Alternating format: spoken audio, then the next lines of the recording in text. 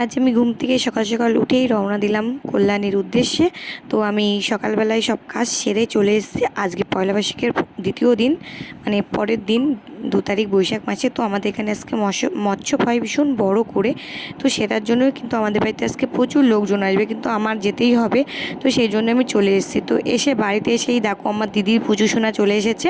তো ও আগে আগে দৌড়াচ্ছে, ও একটু তো দাঁড়ায় না, কোনো জায়গায় একটু দাঁড়াবে না, দৌড়াতে দৌড়াতে যাবে, দৌড়াতে দৌড়াতে আসবে, মানে হাঁটা কি জিনিস সেটা হয়তো জানে না।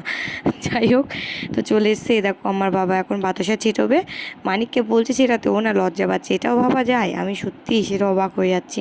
তো এখানে গানটা শেষ হলেই হব্বল আসবে এখানে, তো ডাঙ্কা বাজবে। তো সেগুলো দেখে তারপরে বাড়ি যাব, বাড়িতে গিয়ে প্রসাদ খেতে আবার আসবো, যেহেতু আমাদের বাড়ির কাছেই হয়।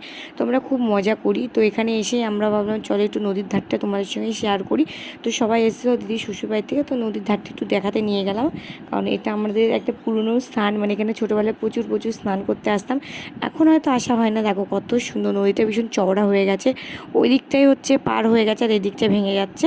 তো এইগুলো দেখে এবার বাড়ির দিকে চলে যাবো, কারণ প্রচণ্ড গরম লাগছে আর ভালো লাগছে না এখানে দাঁড়িয়ে থাকতে।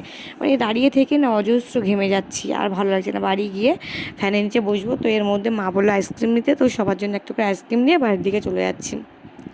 তো যেতে যেতেই দেখছি হট করে কারেন্টে আগুন লেগে গেছে। এই ছেলেটা বারবার দৌড়াত নিভাতে এসেছিলো। তো চলো আজকের মতো টাটা।